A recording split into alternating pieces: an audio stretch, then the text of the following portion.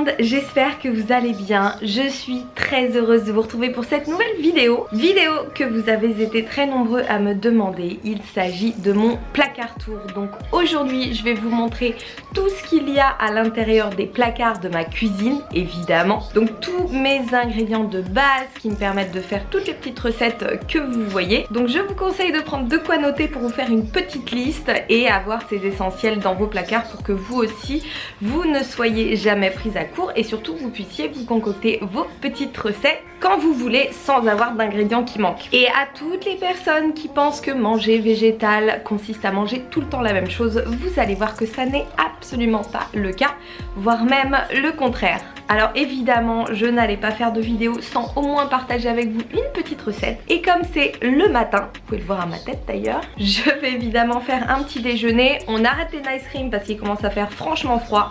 Donc là aujourd'hui ça va être un bon petit déjeuner bien réconfortant. Il s'agit d'un porridge réalisé avec un ingrédient de saison que vous avez vu dans mes précédentes vidéos, du potimarron. Donc on va faire un porridge au potimarron. C'est parti.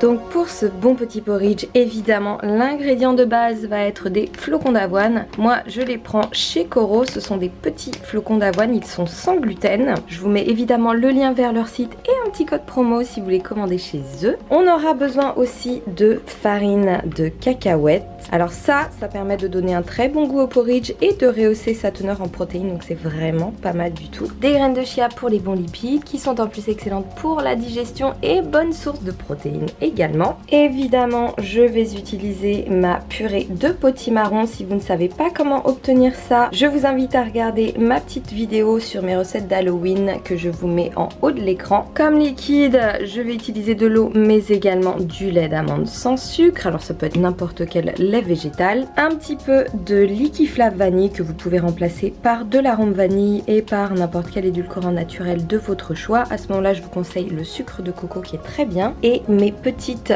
pumpkin pie spices, c'est très dur à dire. Ça c'est un mélange que j'ai fait maison, encore une fois vous avez la recette dans ma vidéo d'Halloween. En topping je vais utiliser évidemment du sirop d'érable. Celui-ci, si vous avez vu mon unpacking, il vient de chez Casidomi. Des petites noix de pécan, ça c'est très bon en topping. Je réserve un tout petit peu de purée de potimarron pour faire un joli effet visuel et du yaourt végétal pour le côté crémeux. Pour commencer je vais verser 3/4 de cup de flocons d'avoine, donc ça correspond à peu près à 75 grammes. J'ajoute une cuillère à soupe de graines de chia, un bon quart de cuillère à café de mon mélange d'épices, 150 ml de lait végétal et 150 ml d'eau.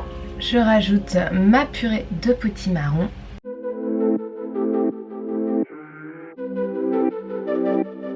Je mélange et je vais porter à ébullition. Donc là il faut bien mélanger parce que les graines de chia ont tendance à s'agglomérer entre elles. Regardez cette couleur. Voilà, donc une fois que mon porridge est porté à ébullition, je vais baisser le feu. Donc là je le mets à feu doux. Je mélange un petit peu. Et là il va juste falloir laisser cuire à couvert pendant à peu près 4-5 minutes en remuant régulièrement jusqu'à ce que les flocons d'avoine aient bien absorbé tout le liquide et que vous obteniez un porridge bien crémeux.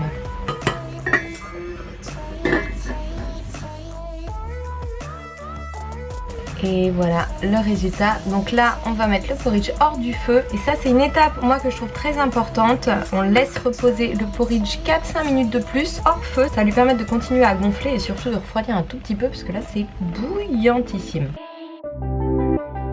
Et voilà, mon petit porridge a bien reposé. Donc là vous voyez que la texture est beaucoup plus dense. Et en plus, si ça a tendance à accrocher un petit peu au fond lors de la cuisson, le fait de le laisser reposer comme ça à couvert hors feu va permettre vraiment de complètement détacher le porridge. Je sais pas trop comment on dit, mais je pense que vous voyez ce que je veux dire. Donc il n'y a absolument plus rien qui accroche au fond de ma casserole. Je vais rajouter ma petite farine de cacahuètes. Donc là je mets à peu près 25 grammes. Hop. Et quelques gouttes de liquiflave vanille. Donc comme je vous le disais, vous pouvez remplacer par du sucre de coco et de l'arôme vanille ou n'importe quel arôme de votre choix. Vous pouvez aussi rajouter des petits morceaux de dattes et on mélange. Franchement, la farine de cacahuète, si vous connaissez pas, je pense que ça va être une des meilleures découvertes de votre vie. Parce que ça donne un goût absolument divin à vos préparations. Et en plus, niveau nutritionnel, ça vous permet d'apporter davantage de protéines. Ce qui n'est évidemment pas négligeable. Surtout dans le cadre du petit déjeuner qui a tendance à être très haut en glucides et relativement pauvre en protéines. Donc voilà, c'était mon petit conseil diète du jour. Voilà, là on a vraiment la consistance parfaite. Bon, même si le porridge, hein, ça donne pas trop envie comme ça.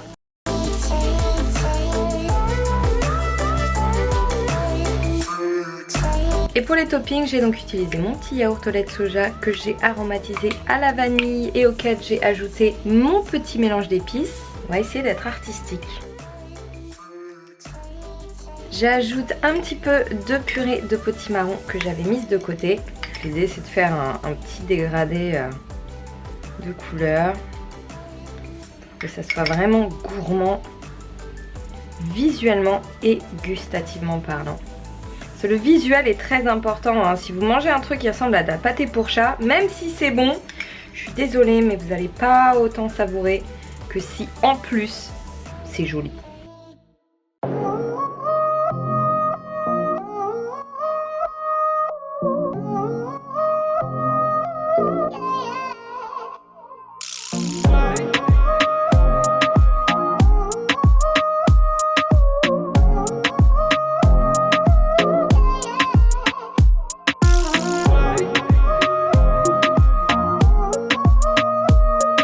Alors on se retrouve dans ma petite cuisine pour le fameux placard tour. D'ailleurs je viens de réaliser que j'allais devoir vider tous mes placards et tout re-ranger après. Quelle bonne idée. Donc comme vous l'avez vu, ma cuisine n'est pas très grande, donc j'ai un petit peu entassé tous mes ingrédients de base.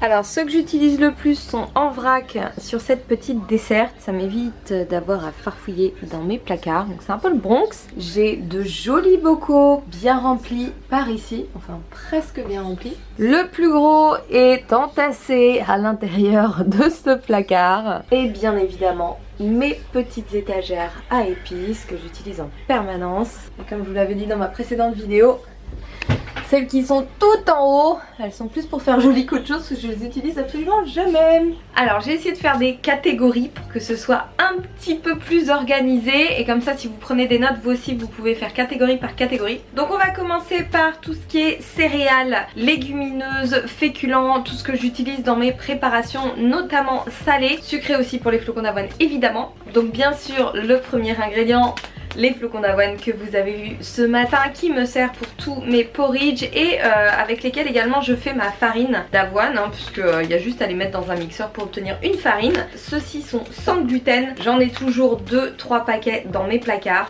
Ensuite dans les flocons, j'avais reçu avec ma Biox Food des flocons de pois chiches qui sont très riches en protéines et avec lesquels j'avais fait des petites galettes qui étaient dans le livre de recettes. À réitérer, je pense que je vais les réutiliser pour d'autres recettes. Niveau pâtes, alors les pâtes de légumineuses c'est vraiment à mon avis un indispensable. Je vous en ai déjà parlé dans plein de vidéos.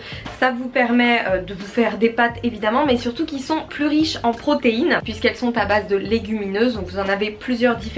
Là ce sont des torsades de pois chiches. Vous avez aussi les pâtes de lentilles corail. Vous les avez en version spaghetti, vous avez des penne, vous avez des torsades. Un petit peu moins riches en protéines que vous m'avez vu pas mal utiliser aussi dans mes dernières recettes. Les spaghettis quinoa ail persil. Alors c'est pareil, vous avez plein de variantes. Par contre ceux-ci, contrairement à celles-ci, ne sont pas sans gluten. Donc faites bien attention si vous êtes intolérant au gluten à choisir les bonnes pâtes de légumineuses et non les pâtes de céréales. J'ai aussi toujours dans mes placards des petits vermicelles de riz qui me permettent notamment de faire des pokéballs, des bobounes ou d'en mettre dans mes rouleaux. Ça cuit vraiment en 2 secondes. Bon par contre nutritionnellement parlant c'est beaucoup moins intéressant que les pâtes que je viens de vous montrer. Après on a tous les produits de base qui sont une excellente base protéinée de mes plats. Donc on retrouve le sarrasin qui est une super alternative au riz, hein, si vous ne connaissez pas. Je vous en ferai une petite recette prochainement. Il me semble que j'en avais déjà partagé une dans une de mes précédentes vidéos mais je ne sais plus laquelle. Sarrasin relativement riche en protéines, pas si compliqué à préparer. On a évidemment du riz. Alors celui-ci c'est du riz basmati complet. que je rince avant de faire cuire. Voilà. J'ai bien sûr un méga paquet de lentilles corail là pour en plus le froid qui arrive, c'est absolument parfait de se faire des petites dalles de lentilles corail comme dans le Vegelicious basique. Je vous en ferai évidemment d'autres recettes en vidéo. Bon, on a évidemment du quinoa. Alors celui-ci c'est un mélange quinoa lentilles corail qui est un petit peu plus riche en protéines. Vous avez 15 grammes de protéines pour 100 grammes de produit. Alors ensuite on a des légumineuses sèches que j'utilise un petit peu plus rarement, mais des fois quand j'ai envie de varier c'est aussi pas mal du tout. Des haricots azuki, un petit mélange encore lentilles et pois qui ne nécessite pas de rinçage, et des haricots mongo. Alors ça demande un petit peu plus de temps de préparation. Je vous avoue que souvent je fais ma feignasse et je prends mes légumineuses en conserve.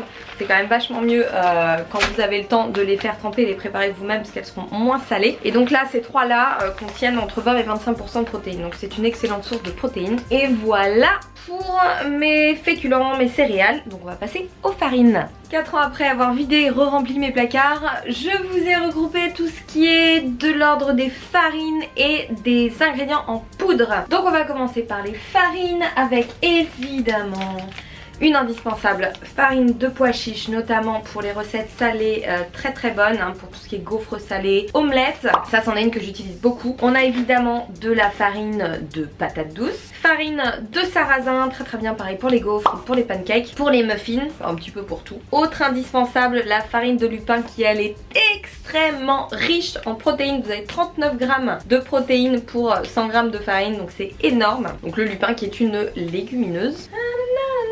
Autre ingrédient très riche en protéines qui sert à faire le sétan maison, il s'agit du gluten. Alors le gluten évidemment est à éviter absolument pour les intolérants, mais sinon ça vous permet de faire votre sétan maison. J'ai déjà partagé des recettes avec vous, vous en avez dans le Vegelicious basique et j'ai encore d'autres recettes à base de sétan qui vont arriver. C'est un des meilleurs moyens de faire des substituts de viande, et d'ailleurs pour les intolérants au gluten il me semble qu'il y ait une alternative au gluten de blé. Je fais mes recherches, si je trouve quelque chose ce sera en barre de description. Indispensable, farine de noix de coco, celle-ci est bio chez Bulk Powders. Donc elle a la particularité d'être plus faible en glucides que les autres farines, par contre elle est plus élevée en lipides. Évidemment ne contient pas de gluten, donc pour les adeptes du régime paléo notamment, c'est un ingrédient très utilisé et surtout ça donne un bon petit goût gourmand dans les préparations. Moi j'en mets toujours un petit peu dans mes pancakes, dans mes gaufres, enfin un petit peu partout en fait. Mon indispensable que vous avez vu ce matin, farine de cacahuètes, très riche en protéines puisque pour 100 grammes vous avez 48 grammes de protéines. Bref, je n'ai plus besoin de vous la présenter. Celle-ci ne contient pas de sucre, hein, c'est 100% cacahuètes, c'est chez Bulk aussi. Et ça c'est un petit peu moins bien, il faut que je passe à la version bio lors de mes prochaines courses, mais je finis évidemment ce que j'ai dans mon placard avant, c'est de la fécule de maïs. Ça permet d'alléger les préparations, mais évidemment ne faites pas comme moi. Je vous conseille de l'acheter bio, ce sera quand même un petit peu mieux niveau qualité. Ensuite on passe aux poudres qui ne se sniffent pas. Celle-ci, oh la blague pourrie. Donc on a évidemment les vegan protein qui n'est autre que ma protéine en poudre que j'utilise comme je vous l'ai dit ce matin pour mes petits déjeuners qui ont tendance à être sinon un petit peu faibles en protéines. Ça n'est absolument pas obligatoire comme je vous le répète à chaque fois. J'ai fait une vidéo sur les protéines que je vous remets par ici qui normalement devrait répondre à toutes vos questions. Je prends évidemment le mélange végétalien. Celui-ci vient de chez Bulk Powders. J'ai parfum fraise pour mes smoothies. Sinon celle que j'utilise le plus c'est la vanille, mais pour mes préparations j'aime bien la banane caramel aussi, c'est plutôt pas mal. Et là ils ont sorti de nouveaux goûts que je testerai d'ailleurs une fois que je les ai reçus dans une prochaine vidéo, et je vous dirai très honnêtement si c'est dégueulasse ou si c'est bon. En protéines que j'utilise un petit peu moins, cette fois-ci plus, en tout cas dans mon cas pour les préparations salées type muffin protéiné, la protéine de pois et la protéine de riz. Alors bon, je suis pas fan. Je les utilise de temps en temps pour éventuellement rehausser la teneur en protéines de ce que je fais, mais c'est vraiment pas quelque chose que j'utilise de manière très régulière. Par contre, si vous voulez augmenter vos apports en protéines, que vous n'aimez pas notamment le goût de la stevia, que vous pouvez retrouver dans ces protéines là, auxquelles moi je suis très habituée, hein. La stevia c'est quelque chose que j'ai pris l'habitude d'utiliser depuis des années, donc honnêtement le goût ne me dérange pas, mais je sais que ça peut en déranger certains d'entre vous. Donc ces protéines là qui ont un goût neutre, vous permet en fait de les utiliser et de les aromatiser comme vous voulez. Donc ça peut être une bonne alternative. Oh, et en farine évidemment, ma petite farine d'avoine que j'ai faite moi-même, que je conserve dans un récipient comme celui-ci. Voilà. Ah oui, je sais, dans un bocal en verre ce serait mieux. Sauf que les miens sont tous pleins et que j'attends d'en recevoir des nouveaux de chez Coro. Donc au fur et à mesure, je remplacerai le plastique par du verre. Alors pour les poudres et aides à la cuisine, on a évidemment du tapioca en poudre que vous avez vu dans mon précédent unpacking. Donc qui vient de chez Casidomi, qui me permet de faire notamment tous mes fromages végétaux. Ça donne le côté un petit peu élastique, filandreux, je sais pas trop. Bien sûr de la levure. Alors évidemment, encore une fois, bio c'est mieux. Je n'ai pas encore le réflexe 100% bio, même si je m'en rapproche le plus possible. Donc levure évidemment pour faire lever toutes les préparations. En général je fais moitié levure, moitié bicarbonate, ou un petit peu plus de levure, un petit peu moins de bicarbonate. C'est pas mal hein, pour aérer les préparations encore une fois et pour les faire lever. Alors après dans tout ce qui est petite poudre que j'ajoute à mes préparations, on a de la poudre d'açaï que je mets notamment dans mes smoothies. J'ai du chai et j'ai aussi du matcha qui est, je sais plus où il est, donc ah bah il est là, voilà. Ça pareil pour parfumer mes préparations, mes puddings, mais aussi mes pancakes, mes muffins. C'est des choses que j'utilise. D'ailleurs vous avez un green overnight porridge, où je me souviens plus du titre de ma recette, qui est donc dans le Vegelicious petit déjeuner que vous préparez la veille. Comme ça vous avez juste à le prendre dans votre frigo le matin, vous n'avez rien à préparer, vous avez juste à déguster et à vous régaler et c'est très très bon. Le chai c'est un thé épicé qui est aussi bon à boire que à utiliser dans les préparations, ça donne un goût intéressant. On a évidemment des graines de lin moulues, hein. Les graines de lin telles quelles font un petit peu le trajet tel quel dans votre ventre, donc vaut mieux les moudre pour en assimiler les nutriments. Donc ça c'est pareil, je les utilise dans mes préparations et ça permet, tout comme les graines de chia que je vous montrerai après, de faire des œufs végétaux en fait, donc de faire une espèce de simili œuf qui va ajouter du liant aux préparations.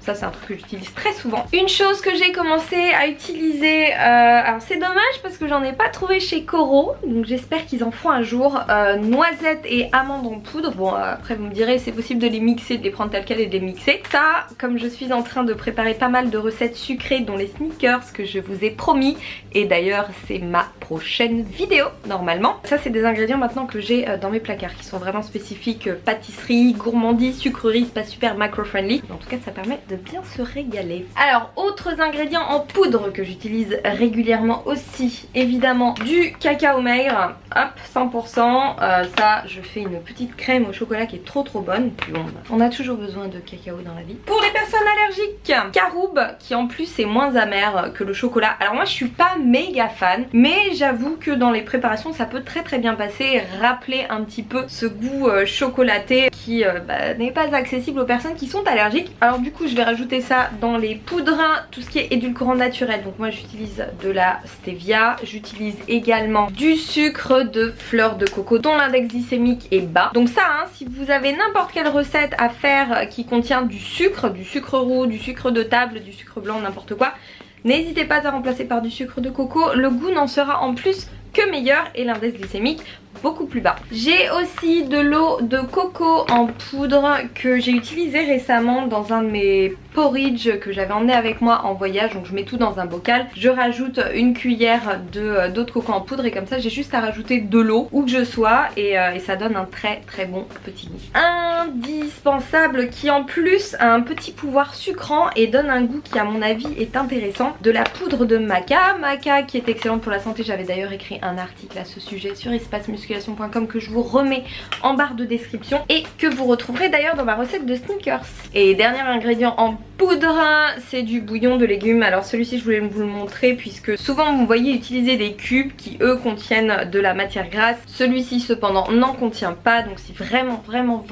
vous surveillez vos lipides de très près, ça peut être pas mal. Autres indispensables épicerie, je savais pas trop dans quelle catégorie les mettre, donc je vais vous montrer ça en vrac. On a évidemment les protéines de soja texturées que vous avez en gros comme ça ou petits format, donc qui sont beaucoup plus petites, que j'utilise les petites pour faire notamment des burgers. Vous avez aussi des protéines de pois texturées qui sont exactement pareilles. Ça j'ai partagé avec vous une recette dans ma précédente vidéo. Pour rester sur les protéines de soja, j'ai les Soja Crispies de chez Coro toujours, qui sont excellentes en topping. Ça permet de rehausser la teneur en protéines de vos plats, d'ajouter du croquant, 60% de protéines pour ça, donc c'est pas mal du tout. Pour rester dans le salé, un indispensable qui me sert notamment dans mes sauce à pizza, des tomates séchées, hein. Moi quand je dis tomates séchées dans mes recettes, il ne s'agit pas des tomates à l'huile mais bien de celles-ci qui sont en plus beaucoup moins chères et que vous pouvez conserver très longtemps.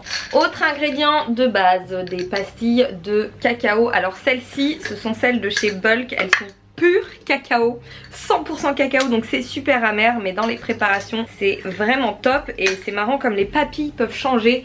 Moi même le chocolat noir à 60% avant je ne pouvais pas, et maintenant du 100% comme ça j'arrive à le manger et j'aime beaucoup. D'ailleurs je ferai une vidéo ou un post à ce sujet là, au sujet des papilles, parce qu'on se rend pas compte en fait à quel point on les sature en permanence, ce qui fait qu'après malheureusement des aliments qui sont pourtant bons et pleins de goût, on n'en ressent absolument pas la saveur. Bon bref, ça ce sera un autre sujet.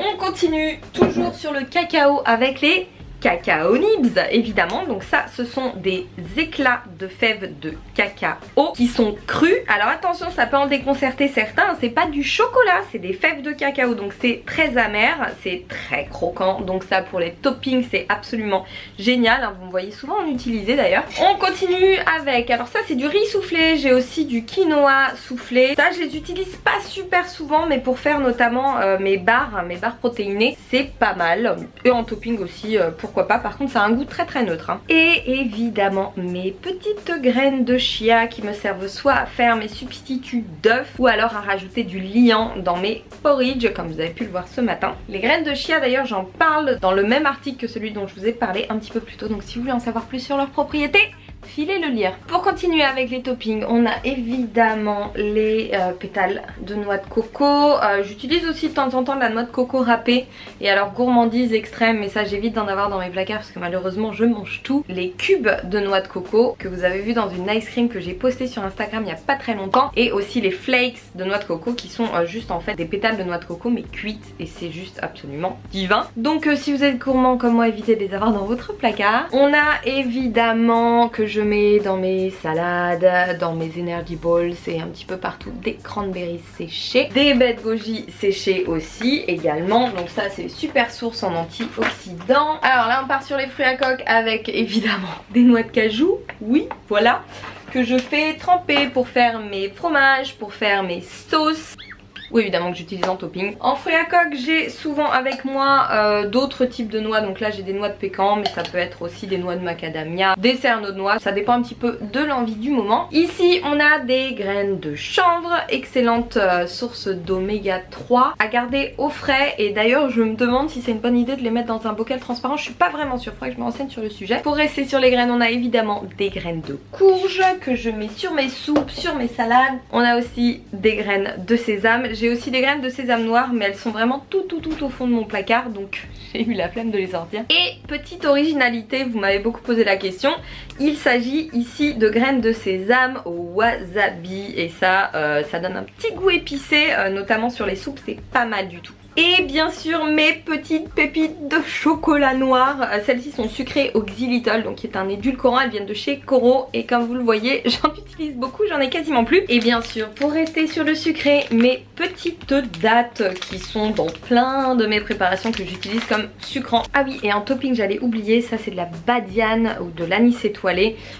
Honnêtement je ne m'en sers que pour faire joli sur les photos, mais je crois qu'à infuser c'est très bon. Bah écoutez, si vous en utilisez, en tout cas je veux bien savoir quels usages vous en faites. Alors on passe aux conserves. Ça j'en ai toujours dans mes placards parce que ça dépanne vachement bien. Et que comme je vous le disais un petit peu avant, même si elles sont plus riches en sel que leur version sèche, ça permet vraiment de gagner un temps monstrueux puisque vous n'avez pas à faire tremper vos légumineuses et ensuite à les faire cuire. Donc voilà, faites comme vous pouvez. Mais en tout cas c'est toujours bien d'en avoir dans ces placards. Évidemment on a tout type de haricots. En ce moment j'ai des haricots blancs, moi c'est mes préférés pour la cookie doux. Par contre quand je les cuisine je préfère utiliser des haricots rouges ou des haricots noirs. Ici on a évidemment des pois chiches, hein, la base. J'ai un autre petit mélange de haricots et ça aussi indispensable, tomates concassées, voilà, pour faire vos sauces, c'est une base à avoir. En conserve ou plutôt en bocaux j'ai également ce qu'on appelle le sauerkraut qui est du chou fermenté, ou là dans ce cas bah, c'est du radis fermenté, du coup je sais pas si c'est du sauerkraut mais c'est pareil. En tout cas c'est très riche en probiotiques, donc pour agrémenter les sandwichs, les salades c'est très bien. Ensuite Ensuite on a évidemment mes purées de fruits à coque. En ce moment, enfin j'en ai toujours d'ailleurs, de la purée de cacahuètes, parfois j'ai de la purée de noix de cajou ou du mélange de fruits à coque et évidemment mon tas 1. Et oui voilà, alors celui-ci est complet. Vous avez aussi la version blanche, par contre le goût est tout aussi amer, donc si vous n'aimez pas l'amertume, utilisez plutôt une autre purée de fruits à coque. La purée de pistache est aussi très bonne, ou sinon le mélange de fruits à coque aussi est très bien, notamment pour les sauces. Pour tout ce qui est liquide, j'ai évidemment du vinaigre balsamique pour mes sauces, j'ai également du vinaigre de cidre. Ça c'est très gourmand, le velours de vinaigre balsamique, mais pour juste agrémenter un tout petit peu les salades, les gaufres salés, c'est vraiment très bon. Alors je n'utilise quasiment jamais d'huile, mais ça peut bien servir, notamment pour éviter que certaines préparations accrochent à la poêle. Des fois j'en utilise aussi dans mon gaufrier pour être sûr que mes gaufres ne restent pas accrochées. Donc c'est du spray à l'huile d'olive tout simplement. Nouvel ingrédient de ma cuisine que j'ai dû acheter pour faire ma recette de sneakers. Donc c'est de l'huile de coco. J'avais fait une petite vidéo au cours de laquelle je parle de l'huile. Si ça vous intéresse, je vous la remets par ici. Et sinon évidemment ma sauce soja, celle-ci est réduite en sel. Si vous êtes intolérant au gluten, vous avez du tamari. Vous avez aussi les acides aminés liquides que vous pouvez trouver notamment en ligne ou en boutique bio. Et j'ai également pour certaines préparations du vinaigre de riz. Pour tout ce qui est plat asiatique, c'est pas mal du tout. On passe maintenant sur du sucré avec mon fameux sirop d'érable que j'utilise pour sucrer mes préparations. Donc ça on y va mollo, faut avoir la main légère. Pour sucrer légèrement aussi les sauces à base de purée de fruits à coque, c'est très bien. Avec le tahini ça se mélange très bien. Et évidemment mon petit Liquifla vanille qui est un édulcorant artificiel, celui-ci aromatisé vanille. Il s'agit de sucralose. Alors si vous êtes sceptique, évidemment vous pouvez utiliser tout autre édulcorant de votre choix pour sucrer vos préparations. Je vous en ai présenté plein, et de l'arôme naturel de votre choix. Et sinon pour mes préparations, autre indispensable évidemment, les feuilles d'algues nori. Donc ça c'est pour les makis, et les feuilles de riz pour les petits rouleaux de printemps. Vous savez que j'adore ça. Vous avez déjà une recette de chaque en vidéo, et évidemment vous les retrouvez dans mon Vegelicious basique. Ça c'est une super base pour manger gourmand, se faire plaisir, et toujours évidemment en prenant soin de sa shape. Pour finir évidemment, je vais passer en revue toutes mes épices, aromates, condiments. Ça c'est ce qui va vraiment donner du goût à tous vos plats. Donc je vous conseille vraiment d'en avoir une panoplie chez vous, et en plus une fois que vous les avez, vous les gardez super longtemps. Donc évidemment mon condiment favori, le gomasio, qui est un mélange de graines de sésame grillées et de sel. Donc ça en fait je saupoudre un petit peu partout pour saler mes préparations. Autre indispensable, ma levure maltée. Je suis absolument fan. Je pense que j'ai pas besoin de vous la présenter parce que je l'avais déjà montré dans mes essentiels et j'en parle déjà beaucoup dans mes vidéos. Je vous remets d'ailleurs la vidéo sur mes essentiels par ici. On a ensuite du miso qui est une excellente source d'acides aminés et qui est un très bon condiment, notamment pour saler vos préparations. Je l'utiliserai pour de prochaines recettes, comme ça vous saurez quoi en faire vous aussi. Ah oui, évidemment c'est une source de probiotiques très intéressante puisqu'il est fait à base de graines de soja fermentées. Niveau aromates, j'ai du romarin, j'ai du laurier, j'ai de l'origan. Ça c'est les trois séchés que j'utilise le plus. Ensuite coriandre moulu, cumin bien sûr. Alors ça en plus ce sont des épices qui sont excellentes pour la digestion, de même que le gingembre moulu d'ailleurs. J'ai du curcuma, excellent anti-inflammatoire, à associer avec du poivre noir qui permet tout simplement une bonne assimilation de la curcumine. Curcumine d'ailleurs que l'on retrouve dans des produits comme le curry. Donc évidemment curry en poudre, autre indispensable. Vous avez aussi du garam masala. Celui-ci je l'utilise pour mon dal de lentilles. Celui-ci je l'ai utilisé pour ma précédente recette de curry. Vous pouvez alterner les deux. Petit mélange qui dépanne bien, mélange mexicain. Alors celui-ci je l'aime bien, notamment pour faire mes bases de haricots à la sauce tomate pour des burritos, des faritas, etc. Mais sinon j'ai aussi de chez Bulk les épices cajun qui sont très bien, mais qui sont beaucoup plus épicées cela dit. Alors à propos d'épices, moi j'aime beaucoup les épices chili qui donnent un très bon goût, légèrement fumé évidemment, qui relève les plats. Ça j'en mets vraiment un petit peu partout, accompagné évidemment du du paprika fumé. Alors maintenant vous pouvez le trouver de plus en plus facilement en grande surface. Ça c'est du Albert Ménès, je l'ai trouvé au Monoprix. Et autre mélange que j'utilise aussi très souvent, c'est le mélange pour guacamole. C'est tout simple, comme ça il y a juste à écraser l'avocat, rajouter du citron, du mélange pour guacamole et vous avez un très bon guacamole maison. Évidemment de la cannelle moulue, ça j'en saupoudre un petit peu partout. Et vous avez été nombreux à me demander où je trouvais ces épices. Malheureusement elles ne viennent pas de France, elles ne viennent pas d'Europe, je les ai trouvées au Moyen-Orient en supermarché. Elles sont vraiment très bien. Si je les trouve sur Amazon, je vous mets le lien en barre de description. Et bien sûr de l'ail en poudre ou de l'ail semoule. Alors je préfère l'ail semoule en fait, il est un petit peu plus goûtu. Mais voilà. D'ailleurs dans le même genre, l'oignon aussi en poudre est très bien pour parfumer les plats. Donc là je vous ai montré les principales, on va vite fait passer en revue toutes les autres épices que j'utilise de manière un petit peu plus ponctuelle. Donc ici on retrouve tous les mélanges d'épices de chez Bulk Powders qui sont vraiment très bien. On a des épices qui viennent d'Angleterre avec du clou de girofle moulu que j'utilise pour mon mélange d'épices que vous avez vu ce matin. Donc l'oignon on l'a vu. Ça, le allspice en fait c'est du piment de Jamaïque qui me sert aussi pour mon petit mélange d'épices pumpkin pie. Ça je les utilise très rarement, à part le smoke paprika j'en ai toujours un petit peu d'avance. Et ici on a d'autres épices, ça j'utilisais beaucoup avant, il m'a un peu dégoûté. Du tandoori, il faudrait que j'en réutilise d'ailleurs. Du paprika, un mélange 4 épices. Ici on a d'autres mélanges pour guacamole, etc. Ah oui celle-ci, la Nando's Peri Peri, c'est du sel épicé, c'est très bien pour relever les préparations mais pas indispensable. Voilà, un petit peu de thym, ici j'ai du poivre noir en grains pour mon poivrier.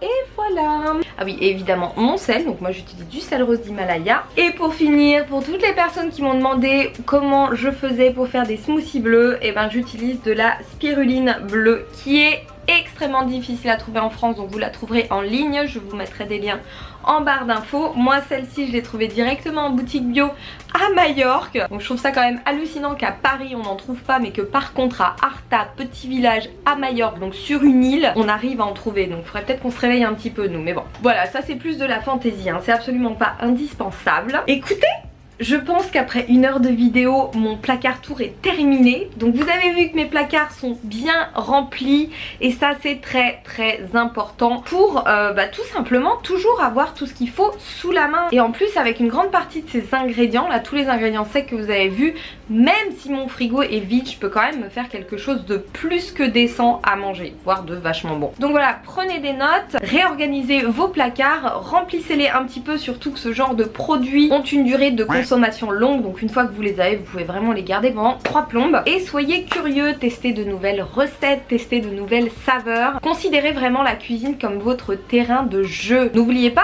que c'est ce que vous mettez dans votre estomac à la fin et que ce que vous mangez est quand même garant d'une bonne santé. Et en plus si vous vous régalez, si vous faites de bons petits plats, ça vous évitera d'être frustré, ça vous permettra de faire un petit régime. Alors bon, j'aime pas trop ce terme, mais vous voyez ce que je veux dire, de vous orienter sur une perte de poids sans être frustré. Donc ça c'est super important.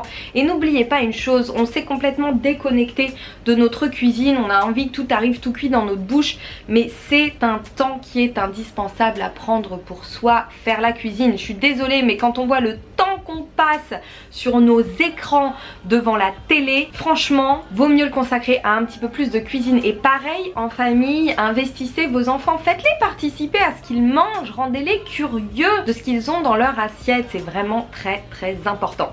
Voilà, c'était le message de la fin. J'espère que cette vidéo vous a plu, j'espère vraiment que vous n'êtes pas endormis devant. Allez, promis, la prochaine, pour vous récompenser de votre patience, je vous fais ma petite recette de sneakers et je vous promets que vous allez vous régaler. Je vous fais plein de gros bisous. Prenez soin de vous, mangez bien, entraînez-vous bien et je vous dis à la prochaine.